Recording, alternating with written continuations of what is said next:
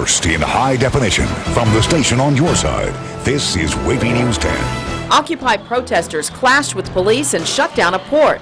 Just the unity of purpose stops traffic for a day, and I think it's symbolic. Hear from the people behind the movement that continues to gain momentum across the nation, and a health alert at a local high school, a student with the contagious disease. A Portsmouth math teacher accused of sexually assaulting a female student is out on bond tonight. IC Norcom algebra teacher and football coach Mark Allman faces multiple charges following a 2-week investigation. Now, this is a photo of Allman from several years ago. 10 on your side's Melanie Woodrow discovered today that Allman previously worked as a teacher in Norfolk. And Melanie, do police believe there could be other victims?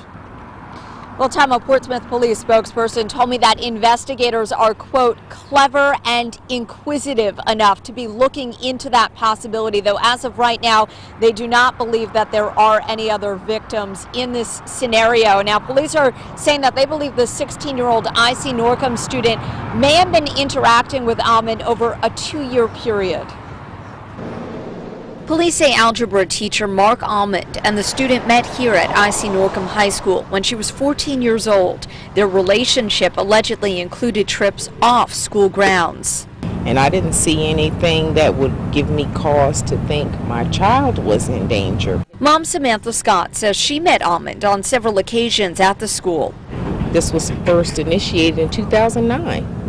So I'm kind of confused. This is now 2011 and it's just being addressed. So I'm at a loss there. Her daughter was not in Almond's class. A lot of people knew him, even if they didn't have him as a teacher. The teacher and football coach previously worked at Granby High School from 2005 to 2007. Norfolk school officials would not say anything about his departure.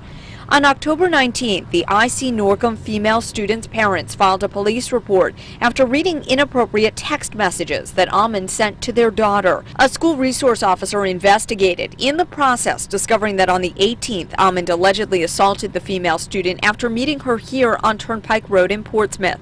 He was arrested 2 weeks later. I think parents should have been told, yes, that there was a potential investigation or suspect or something. Well, what sort of things would you want answered? What is the criteria that you require for your teachers? As you request criminal background checks on volunteers, are you doing the same thing for your staff? And are you adhering to that? Is there accountability for what they're doing? And these are all questions that we would like Portsmouth school officials to answer. The school spokesperson is directing all media inquiries to the superintendent's office. We reached out to that superintendent, and a secretary told me that he was not going to be answering any of these questions because of legal issues surrounding this case. I then said that I'd like to ask him some general hiring practices questions as well as criminal background checks, and I have not heard back from his office. We'll have more tonight coming up new at 6. For now, reporting live in Portsmouth, Melanie Woodrow, 10 on your side. And Portsmouth police say that while the school resource officer did notify school officials about the investigation, they needed probable cause and enough evidence for a warrant or grand jury before he could be arrested or removed from the school. A lot of pieces here to this puzzle. The Chesapeake Health Department says a high school student has bacterial meningitis. Spokesperson Nancy Welch told 10 on your side letters went out last week to more than 100 classmates of the Oscar Smith student. Close friends and family members were told they needed to get the vaccination. The health department says bacterial meningitis spreads through saliva. Symptoms include high fever, headache, and stiff neck. Norfolk police are investigating 2 shootings near Ward's Corner. The first, 11:30 last night on Fetchteller Road. That's near Terminal Boulevard. Police say a man picked up a gun. It went off, and a bullet hit a woman in the arm inside the home. Now, we're told the victim is expected to survive. And this is Timothy Avenue at 4 a.m. or after 4 a.m., scene of a second shooting where a man went to the hospital after he was shot. We're told his injuries are not life-threatening. No arrests reported in either case. A Norfolk jury is deliberating the fate of a man accused of killing a high school student from Maury High. Tarek Cherry is charged with first-degree murder in the shooting death of Charles Humphrey.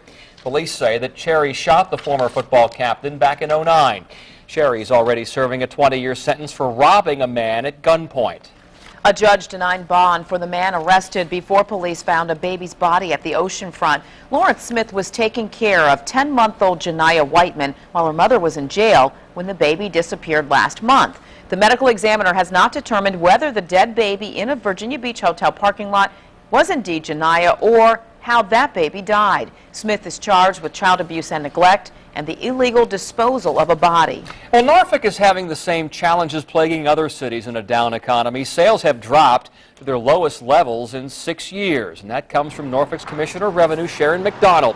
McDonald says the city should concentrate on the innovative businesses already in Norfolk and take advantage of cutting-edge technology under development at local colleges and universities. When we have declining revenues, that means that we have to make those tough choices. We either cut services or lay off people, or we have to raise taxes. None of them are pretty choices. And what I'm suggesting is, instead of doing any of that, let's focus on building and creating a bigger pie by concentrating on those businesses that are here in our area, the smaller companies that can grow.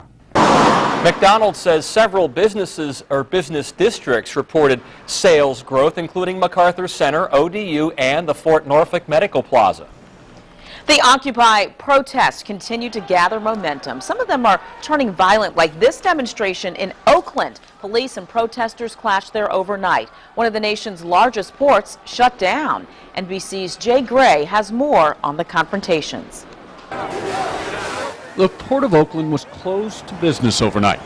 Enough people came out here and just stopped traffic that the port couldn't operate. Entryways clogged, delivery trucks stopped in their tracks by as many as 7,000 Occupy protesters. It's just the unity of purpose stopped traffic for a day, and I think it's symbolic. Symbolism that stretched all the way to Seattle. They got bailed out, we got sold out. Hundreds marched through downtown. I'm sick and tired of the corruption of our political process. I'm sick and tired of not having a voice. A voice that, without question, has been the loudest lately by the Bay. That's what we're looking at here, the beginnings of a revolution. A revolt supported by students arrested today at the University of Wisconsin. We are 99%. As the protests continue to grow across the country.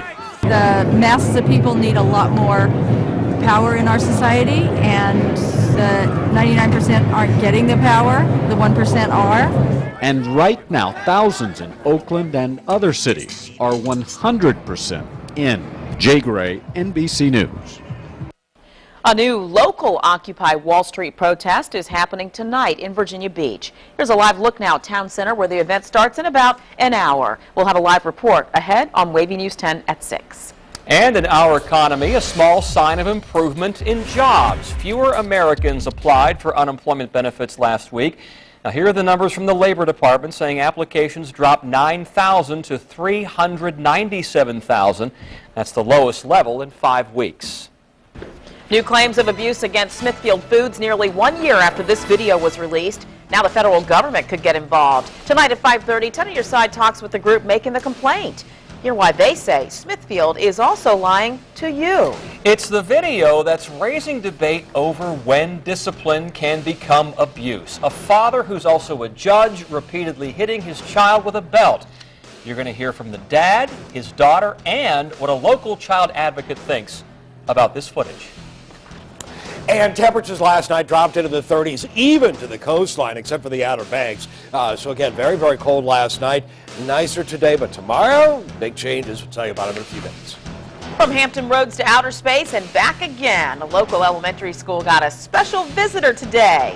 The meaning behind the special mission, next. You're watching WAVY News 10 at 5 with Tom Shad, Nicole Libus, and Super Doppler 10 Chief Meteorologist Don Slater.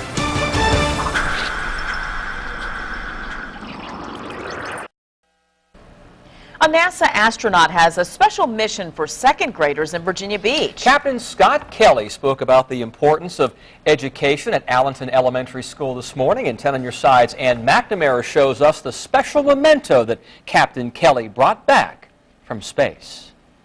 Can you say good morning, boys and girls? Good morning. It's always a good morning when lessons are canceled for a special guest. It's going really, really fast in a hurry. Mrs. Anthony's first grade class has seen NASA astronaut Scott Kelly before. It's a real honor and a privilege to take command of this great ship, the International Space Station. But never in person. We had a video conference. I unrolled it and had it behind me. The class sent Captain Kelly this banner to fly at the International Space Station. He came here to return it. He gave us back our banner. And to see his own special guest in class, his daughter. What's very, very important to you guys in your future is your education. An important message and the easy answer to their parents' question, what did you learn at school today? He can stay in space, with barely any complaining. You would complain a lot if you went to space? Yes, a lot. About what? I would pray. And what about you? He's a good astronaut. Captain Kelly hopes some of these kids will consider careers in science or technology. But you know kids, there's no changing their minds. I want to really be a cook because I'm a good cooker. Who knows, maybe one day she will cook in space. The lesson here, dream big. 1, 2, 3, big smile. Astros! Ann McNamara reporting, of course, no complaining in space. If Captain Scott Kelly looks familiar, by the way, that's because he's the twin brother of Captain Mark Kelly, husband of Arizona Congresswoman Gabrielle Giffords. Captain Scott Kelly was stationed at NAS Oceana in the early 90s. It's the first of its kind artificial heart valve. Hear why it's a new option for cardiac patients. And it's the disturbing video that's gone viral. A father repeatedly whipping his daughter with a belt. Now, is this punishment a crime? You're going to hear what a local child advocate thinks, plus why the young woman waited 7 years to release this video.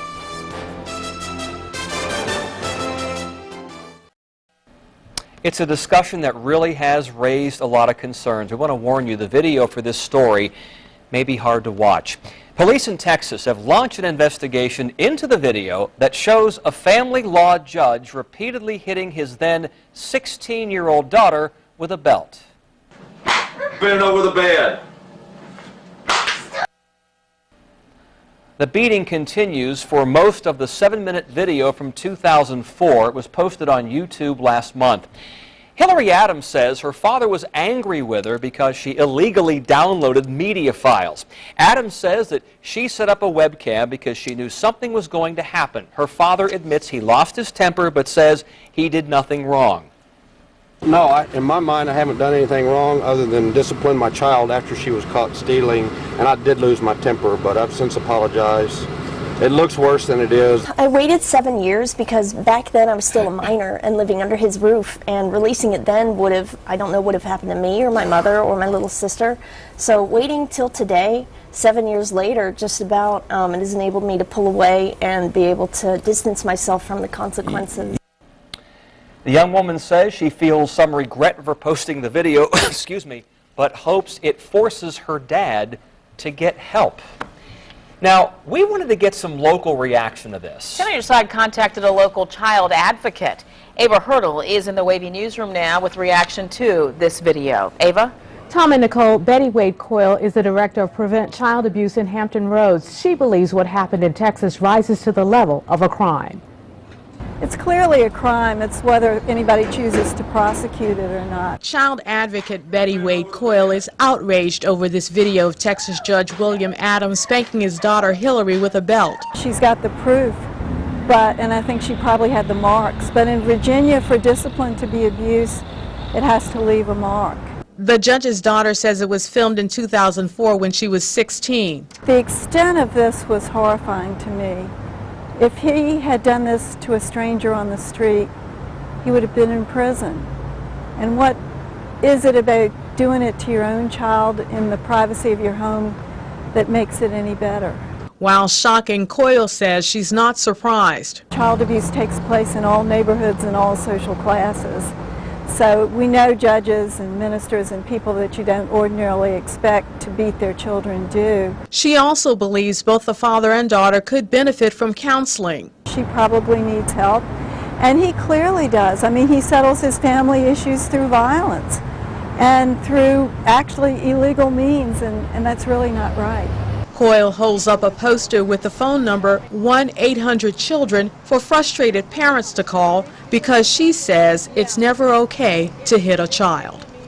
At the other end of that parent helpline is a child development specialist who can give expert advice. Meantime, police are investigating that judge. Live in the newsroom, Ava Hurdle, 10 on your side.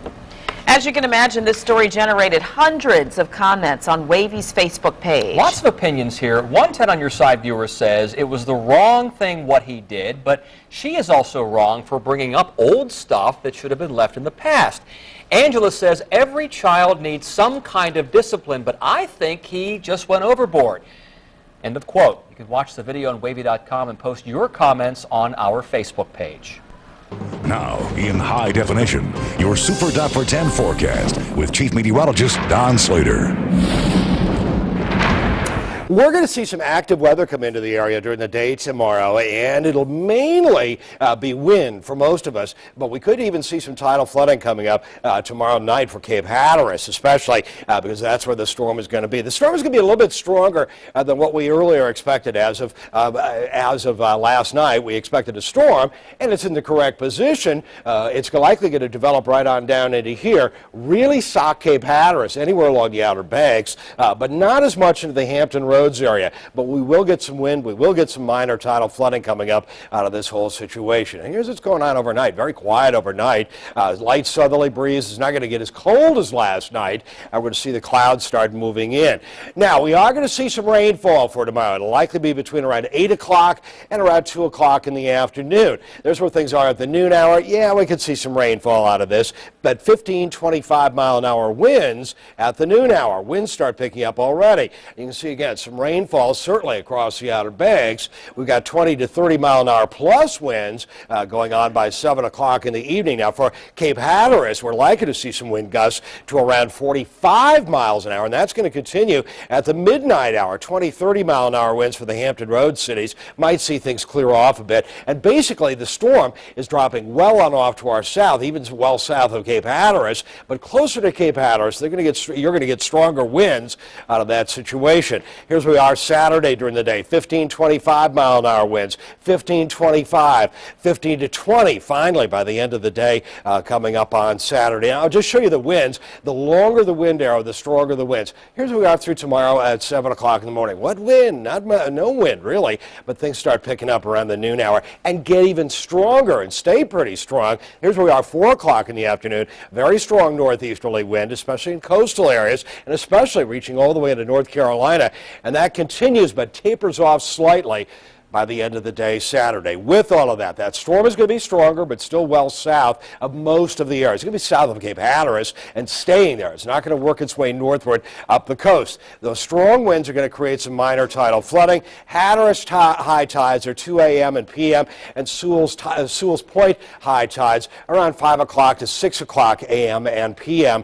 So again, we want to watch out for minor tidal flooding coming up in the next couple of days, really tomorrow and especially Saturday. Mostly clear right now. Gorgeous day. After a chilly start, we reached 67 in Norfolk, and basically we saw mid-60s through most of the area during the day today. And that's pretty much where we are right now, around 65, 66 degrees into the area. And again, nice day. Few thin clouds into the area. We'll start to see the clouds roll in overnight. We'll drop to 45, and then actually temperatures starting to rise thereafter. And again, the wind will really pick up in the afternoon. Highs around 62 degrees for tomorrow. 57 coming up on Saturday. Set your clocks back coming up Saturday night. Sunday, a little warmer, and then well into the upper 60s for next week.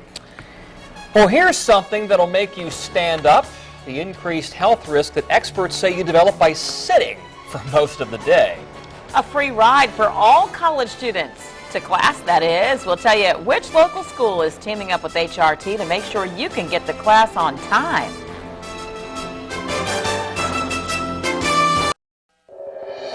In today's health headlines, the FDA approved a new artificial heart valve. It can be implanted without invasive surgery. The newly approved Sapien heart valve is threaded from the leg to the heart through a major artery. It does not require open heart surgery. The device is encouraging news for patients who are too old or too sick to have a typical valve replacement procedure.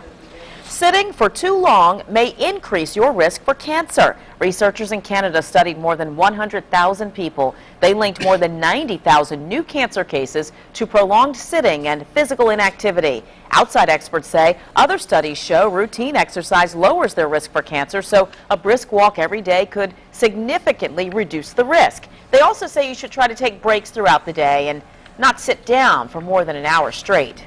In other words, be active. There's a new problem, too, with the iPhone, the new one. We're going to tell you what the issue is and what's causing it and what Apple is doing to fix it.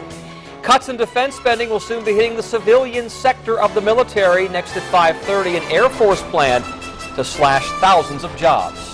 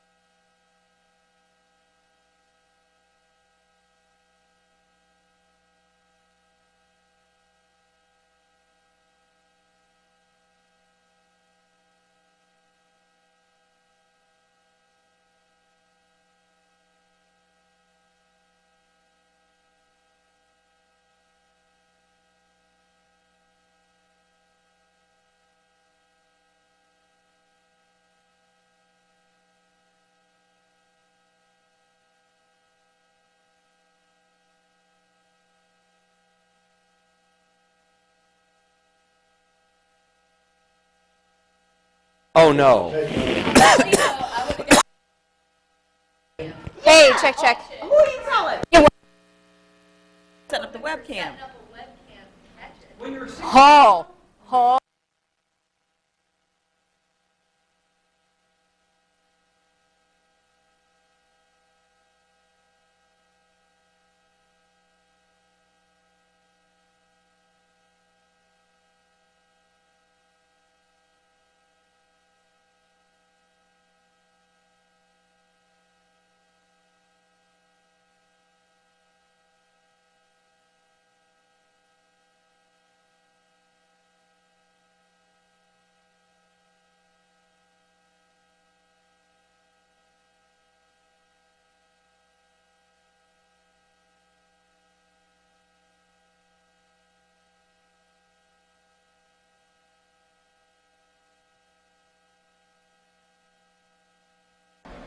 If you've noticed a problem with your new iPhone 4S, you're not alone. Apple says it has received complaints about the phone's not having a long battery life. Seems we all have that problem in one way or another. The tech giant says bugs in the new operating system, that's the reason.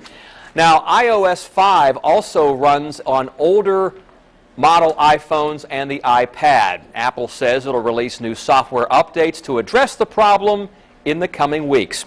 And right now, you should stay with us because WAVY News 10 at 5:30 starts right now.